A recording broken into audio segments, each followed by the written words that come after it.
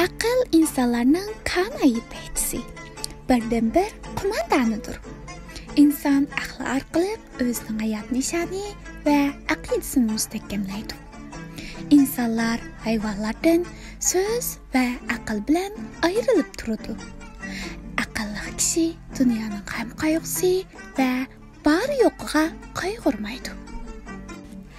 Ortiqcha boylik tepishga intilmaydi. Mal boylikqa faqat jahil kishilar intiladi. Takabburlik bilan ketib, izzat obro' kendan qo'g'lashidi. Aqlni ishiltish uchun bergan. Shuni uni joyida ishiltib, o'ziga va boshqalarga baxt saodat yo'li sarf qilish eng oqilanalikdir. Hurullikni cho'rib tashlab, har qanday ishni aql ishiltib, atrofliq tafakkur yurgizib qilganda hech qanday kuchmay turibla shalliq natijalarga erishgili kishini hayron qoldiradigan mo'jizalarni yaratqili bo'ladi. Uyg'ur xalq cho'chaklari ichida aql farosatga doir cho'chaklar nihoyatda yuqori salmoqni egallaydi. Bu cho'chakni bolalarga davomli aytib berish orqali ularning aqliy qobiliyatini yuqori ko'targili, to'g'ri dunyo qarash, kishilik qarash shakllantirgili, eng muhimi tafakkur qobiliyatini yetiltirib, keyingi ishlar uchun puxta asos solg'ili bo'ladi. Bugungi cho'chigimiz bo'lsa aqlli qiz va 4 shahzoda. Bir podshohning o'g'li 4 ekan. Podshoh uni aqlga kirgizman deb jiq urinib beqibdi. Ammo foydasi bo'lmabdi. Bir kun podshoh o'g'li bilan ovdan qaytib kelsa, bo'ron bir qamg'oqni uchirib ketayotgandek. "Ey bolam!" debdi shoh o'g'liga. "Avu qamg'oqdan nega borsan deb so'rab kelgina." 4 shahzoda shu amon qamg'oqni qo'g'lab berib so'rabdi.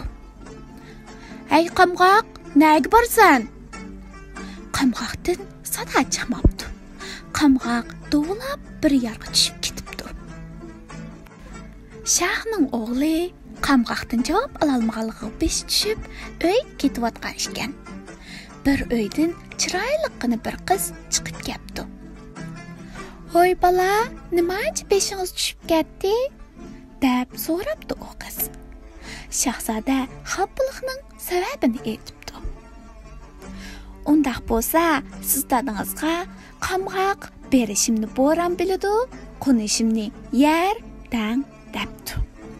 Shahzoda o'rniga kelsa, dadasi so'rabdi. "Ha, qamg'oq nim dedi?" debdi shoh. "Berishimni bo'ron bildi, qo'nishimni yer" debdi o'g'li. Podshoh bu gapning o'g'lining ichidan chiqmaganligini pamlabdi. "Rostingni ayt, bu kimning so'zi? Yolg'on aytsang, kallangni olaman." Bola rostini aytib beribdi. Shuning bilan podshoh qizning dadasiga bir buqini avatib, tug'dirib bersin deb buyuribdi. "Buqqa qandoqmi tug'sin?" debdi dadasi achchiqlab. "Apar nere?" Shu chaqda qiz uydan chiqib, arada bo'lgan gapni anglab qopti. "Hay dada, undaq demagin. Bu bizning oldimizga o'z kelgan rizq. Buqqini suyib yeylik." Ular buqqini suyib, xili uzungacha go'shtini yeb, rohatlanibdi. Bir kuni podshoh yasovullardan birini qizning dadasidan o'tgangi buyruqni surishtirishga avatibdi. Qiz dadasini chiqib qo'zmay yasovulning oldiga o'zi chiqibdi va mundaq debdi: "Voy dadam tug'ib qoldi. Sizlarning buqqanglarga qarg'idek bo'lmadik taxi." "Vah, er kishi qandoq tug'di?" "Podshohning buqqisi tug'algan yerda dadam nimishqa tug'almaydi ekan?" Yasovul gap topolmay podshohga qizning javobini yetkazibdi. Podshoh bu qizning aqlliqligiga qo'l qo'yib, "Bu qiz o'g'limga aql o'rgatadi ekan" deb o'g'liga elib beribdi. Bu cho'chak